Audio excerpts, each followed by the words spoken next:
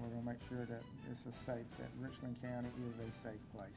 Lurking dangers still in South Carolina, even though skies are clear. 3 chancellor candidates will be in town over the next 2 weeks to speak to the student body. We'll tell you more about the candidates and the selection process. All this and more, UATV News starts right now.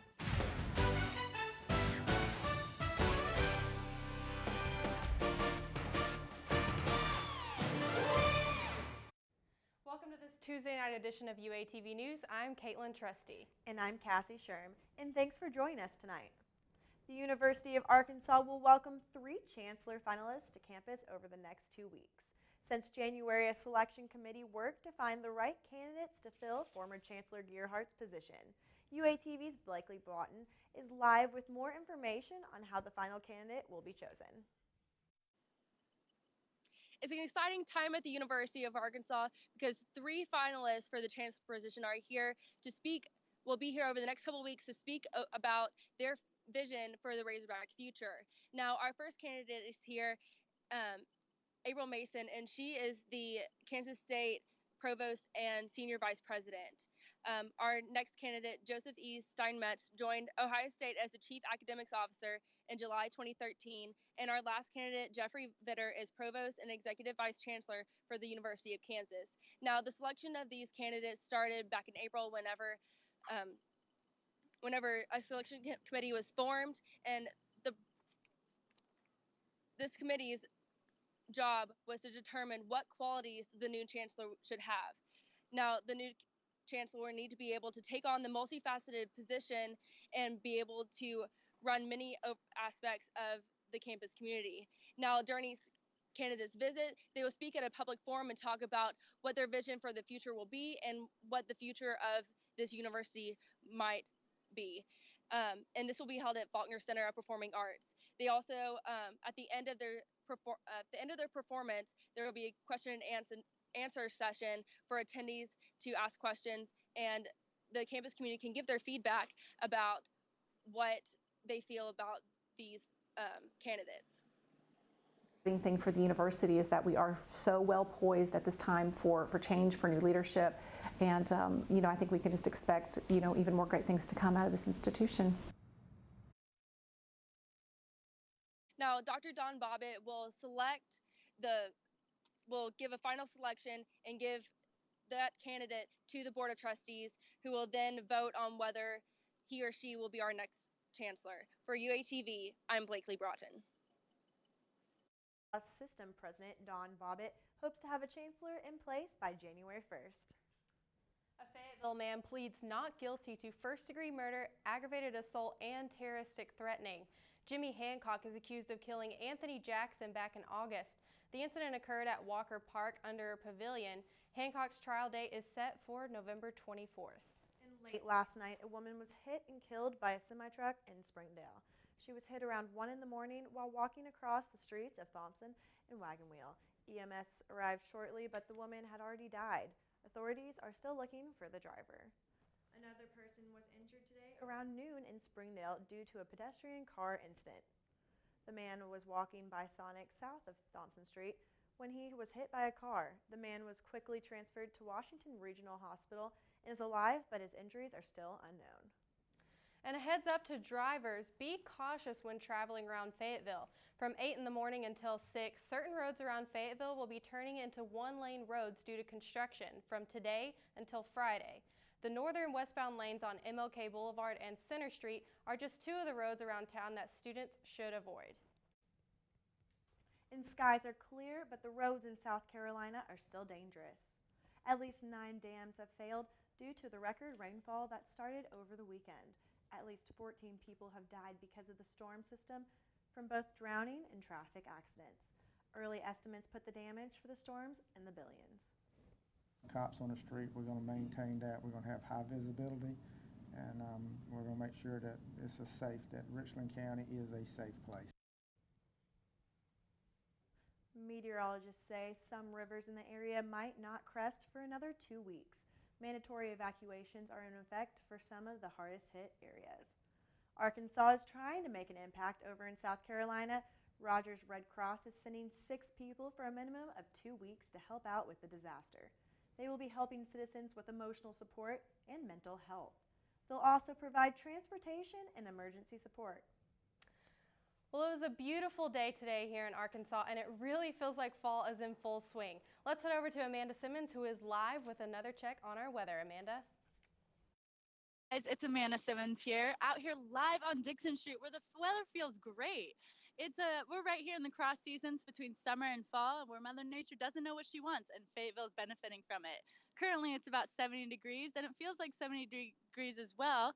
We have 0-mile-per-hour winds, and it's partly cloudy, but the skies seem to be clearing up, so it's going to be a great and beautiful sunset. Temperatures will be falling throughout the night until it reaches about 59 degrees at midnight. Back to you guys at the desk. In the park will be in the gardens here at the university tomorrow afternoon at 3. Students will have the opportunity to create their own pieces of art while listening to music.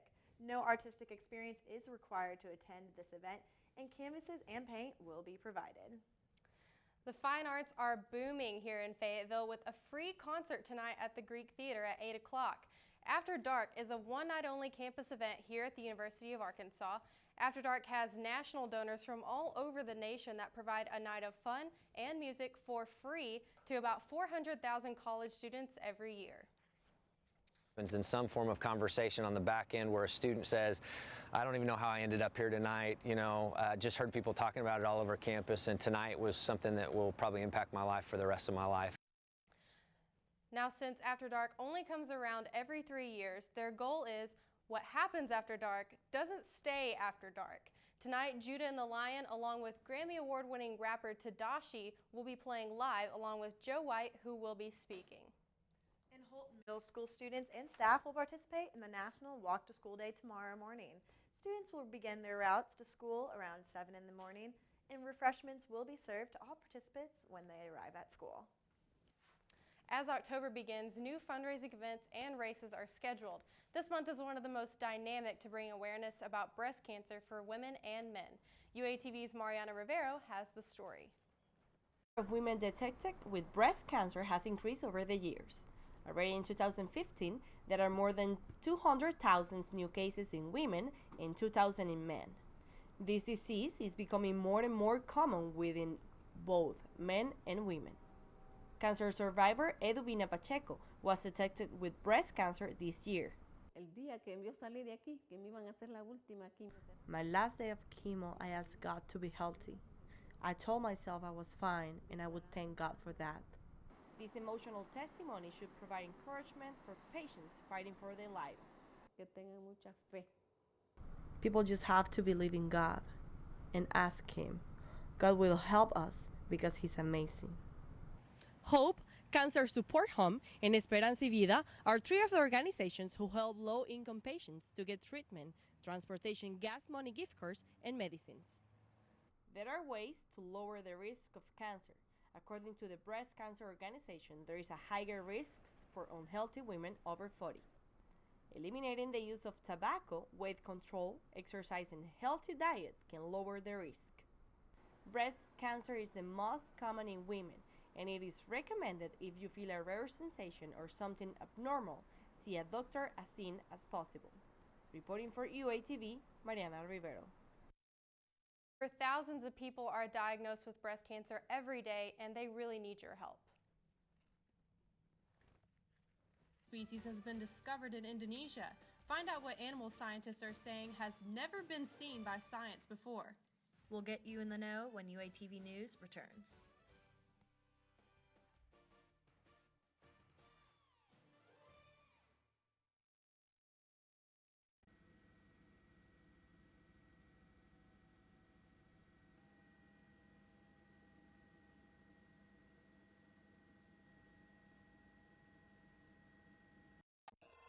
How did I get here?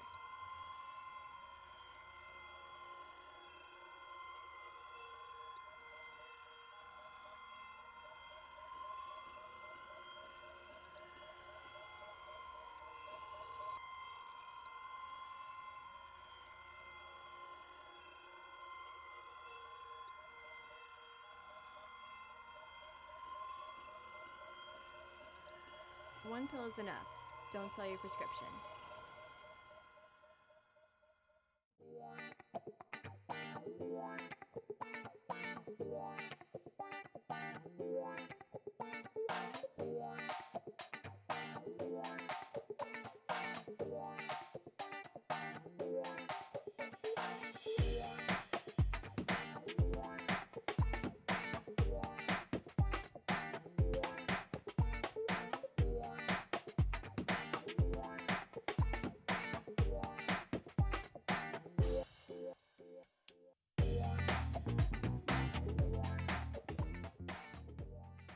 Here in Northwest Arkansas, we have so many people who are in such dire need for food.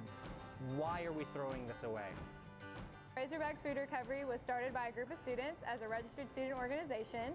We were then adopted by the Volunteer Action Center, and they took over the program and made it one of their signature programs. We give food to about 4 or 5 organizations. We've collected about 21,000 pounds throughout the university. It's surplus food that was created at a high standard of quality by Chartwell's here. It was fed to our students. Our students.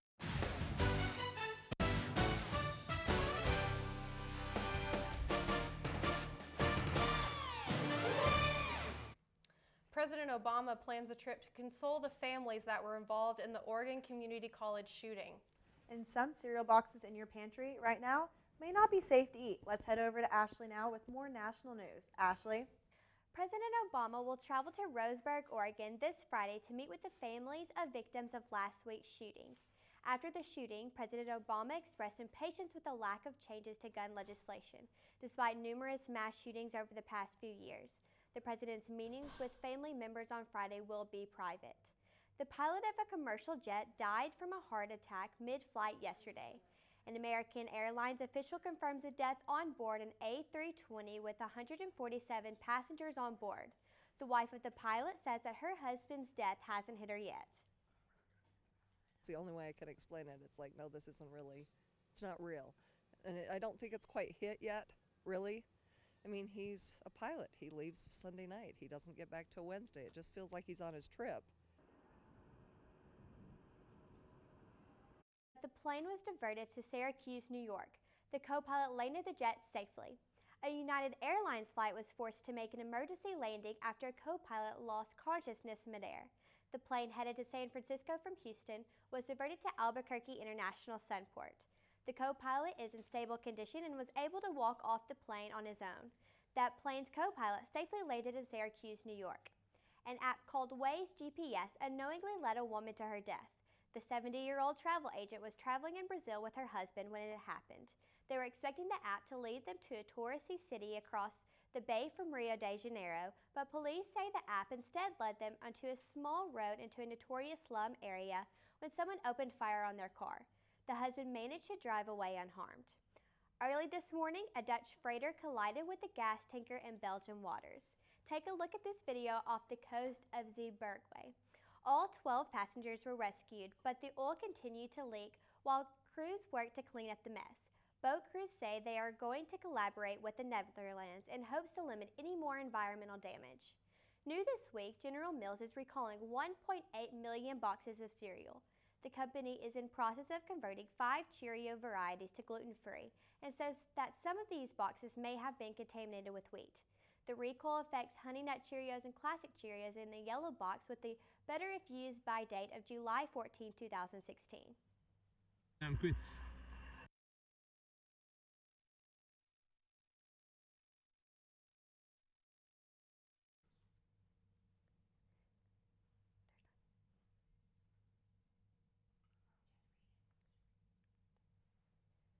It's called the Hog-Nosed Rat, and Australia's Museum Victoria says it has features never been seen by science before. The team's research into the new rat species will be published in the October edition of the Journal of Mammalogy. That's all the time I've got for your national and world news today. Let's head back to you guys at the desk. Thanks, Ashley. Coming up after the break, we'll take a closer look at this beautiful fall weather and what you can expect with the rest of the week. And Senior Walk here at the U of A is one of campus's most cherished traditions. We take a look into exactly how it's made when UATV News at 7 continues. Senior Walk is... How did I get here?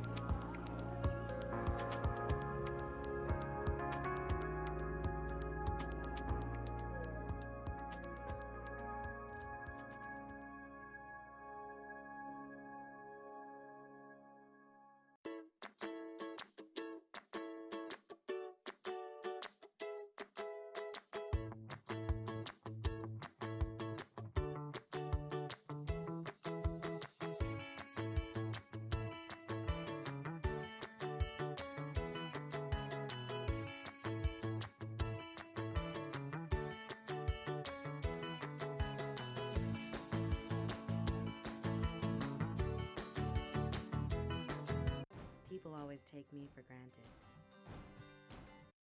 Told me I didn't have a lot to offer. But they were wrong. I dream of making a difference. I want to start over and try again.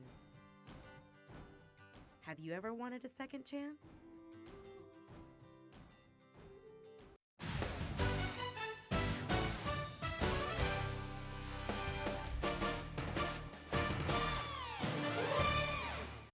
Hey guys, Amanda Simmons here with your weather.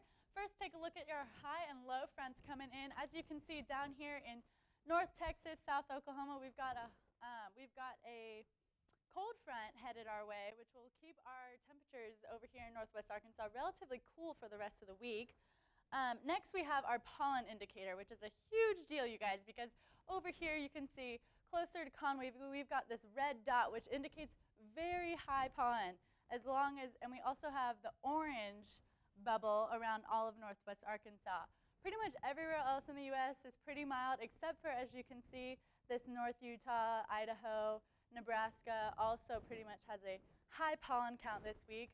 But yeah, as of right now, keep indoors, taking the allergy medicine, etc., etc. Next, we have our cloud cover in the United States, and Northwest Arkansas is relatively low.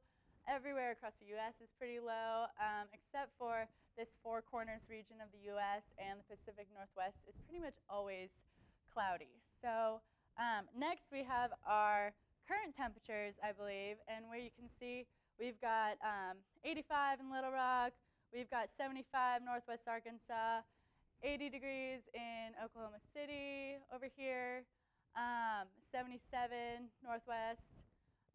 Pretty hot down here in the south. Also, California is raising its temperatures. It's actually around the same temperatures in California as it is with New York right now, which is pretty crazy. That doesn't happen that often. So our heat index is next, and it changes a lot, as you can see, because pretty much just the southern hemisphere or southern United States is hot, with some red temperatures over there in California across the board. But it is just looking to be hot in the south. Normally that happens all the time. And I'll come back to you guys with our 5-day forecast later on. This has been your weather tonight. Back to you guys at the desk. All right, thanks for that, Amanda. One of the longest traditions here at the university will continue with the completion of its latest edition. UATV's Mary Kate Carson tells us more. In some ways, it is the university. It's a physical reminder of the people who've gone here and gotten their degrees. Senior Walk is the longest tradition at the university in time and length. Beginning in 1905, the sidewalk now runs almost 5 miles. It takes about 500 feet to hold the names in each senior class. Contractors must create enough space and choose an area that someone would like having their names engraved. So most years, it takes anywhere from $250,000 to $350,000 to complete this job. It's a fairly long process, but I enjoy doing it for the students because we get a lot of positive feedback on their names going in. They're excited about it, and it's fun for me to do. I enjoy it. I'm currently standing along Arkansas Avenue, where they plan on carving the names for the 2016 through the 2020 graduating classes. So whether you're a freshman or a senior, you may one day find your name right here. But the question is, since higher rates in enrollment mean more names to carve, will we have room for everyone on campus, or will this tradition not last much longer than 150 years? The truth is, we've got lots and lots of sidewalks that don't have names on them yet. In terms of how much sidewalk we have, we could go for 30, 40, 50 years. The Facilities Management Department says that they plan on using the sidewalks along major campus roads, such as Garland Avenue and Maple Street.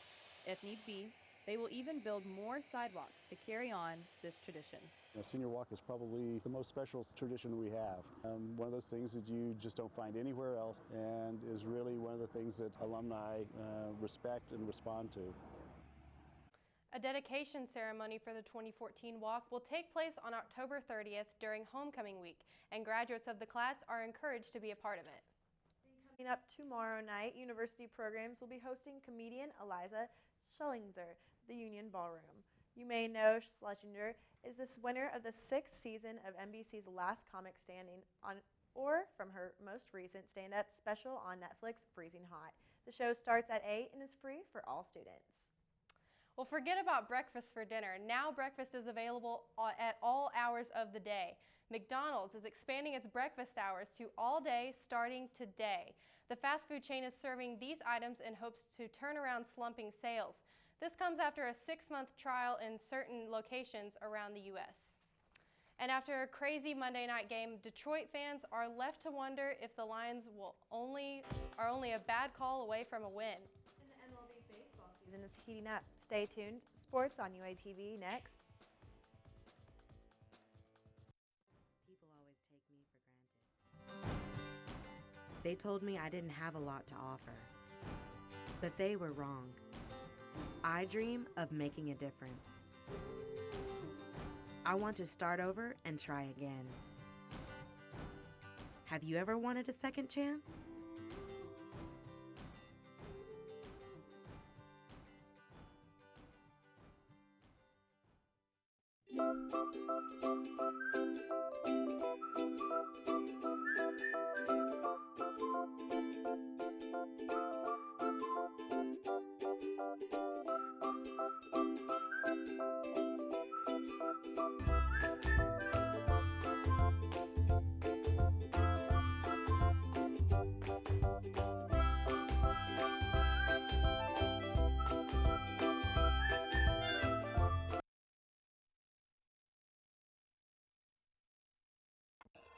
How did I get here?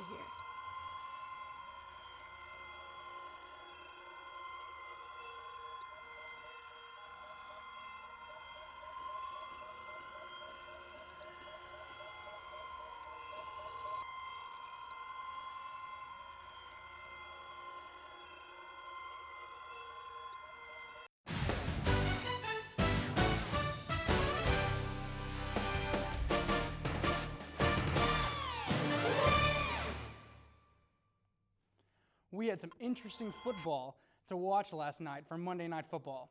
The NFL admitted late Monday night that it had botched a critical call at the end of the Seattle Seahawks 13-10 victory over the Detroit Lions. Let's take a look at what occurred one step at a time. We'll start with what happened. With 1:45 remaining in the fourth quarter, the Lions receiver Calvin Johnson caught a short pass from Matthew Stafford and began running to the end zone. Seahawks safety Cam Chancellor punched the ball loose at the 1-yard line. What happened next? The fumbled ball bounced into the end zone where Seahawks linebacker KJ Wright tapped it past the end line and out of bounds. And what did the referees call? Referee Tony Corrente ruled the play a touchback, giving the Seahawks the ball at their 20-yard line, allowing them to run out the rest of the clock. Now, where's the controversy? Wright's act of tapping the ball out of bounds is known as an illegal bat. Rule 12, Section 4, Article 1 of the NFL Rulebook defines an illegal bat as an instance where any player punches a loose ball that has touched the ground in any direction if it is in either end zone. Now, what should have happened? The Lions should have retained possession. The ball should have been placed on the Seahawks' 1-yard line where the Lions should have had a new set of downs. The NFL Vice President of Officiating, Dean Blandino, confirmed the missed call minutes later on ESPN and the NFL Network, saying that it is a foul and we have to make that call. Now let's take a look at some college football. This weekend proved there's no national championship favorite in college football. 4 of the top 10 teams lost, while few others showed major vulnerability. One of those teams was Ohio State. It's been obvious all season that the defending national champs aren't perfect. They're flawed, in fact. There have been signs in every game from Virginia Tech to Hawaii, Northern Illinois, and Western Michigan. But this all came to a tipping point in their Big Ten opener against Indiana. The game came down to the wire. If the Hoosiers had not botched their final chance on 4th and goal with 9 seconds left to tie the game, who knows what would have happened. The only reason the Buckeyes pulled out ahead was due to running back Ezekiel Elliott, who rushed for 274 yards and had 3 touchdowns. Indiana put up 402 yards total on offense and didn't turn the ball over. Ohio State gave it away 3 times and ranks 101st with 13 total turnovers this season.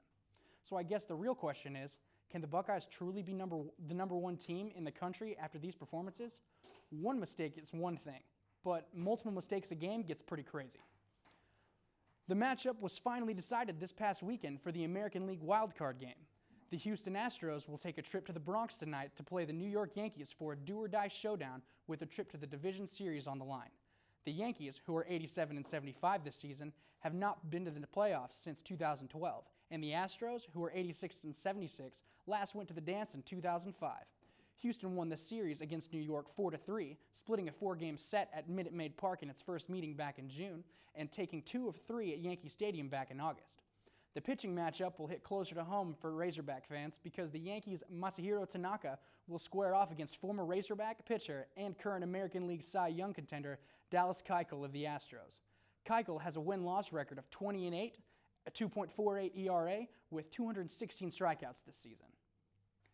The NHL regular season will begin tomorrow with a 4-game slate, highlighted by the Chicago Blackhawks raising their 3rd championship banner in the past 6 seasons. After clinching the Stanley Cup on their home ice for the first time since 1938, the Blackhawks will raise their 6th championship banner before they play the New York Rangers tomorrow. Friday, the Blackhawks play the New York Islanders in their first ever game played in the Islanders' new home, the Barclays Center. The other 3 games on the opening night of the season tomorrow are the Montreal Canadiens and the Toronto Maple Leafs renewing their original 6 rivalry at the Air Canada Centre. The Vancouver Canucks visit the Calgary Flames in a rematch of the 2015 Stanley Cup first-round series, and the Los Angeles Kings play host to the San Jose Sharks at the Staples Center. Once again, I'm Jacob Aldama, and that's it for sports tonight. After the break, we'll have a look at tomorrow's weather. Stay tuned. You're watching UATV News.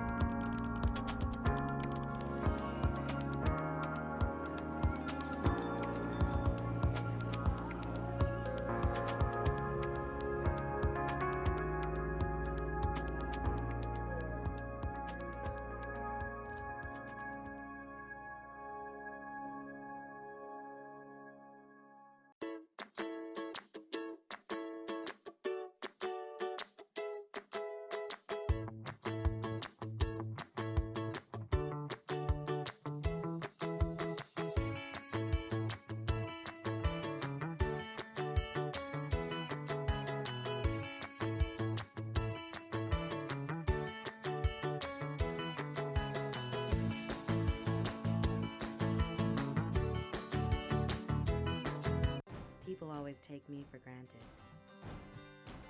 They told me I didn't have a lot to offer, but they were wrong. I dream of making a difference.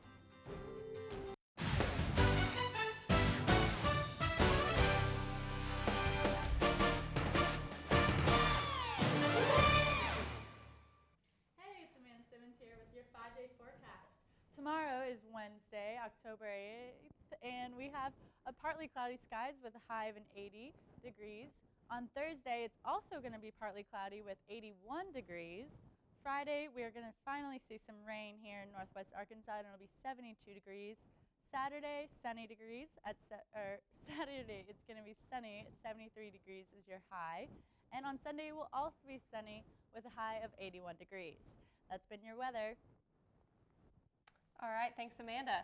Yoko Ono, the widow of the Beatles' John Lennon, helped put together this attempt at the world's largest human peace sign.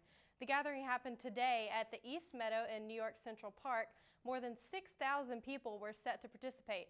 It is in honor of what would have been John Lennon's 75th birthday later this week.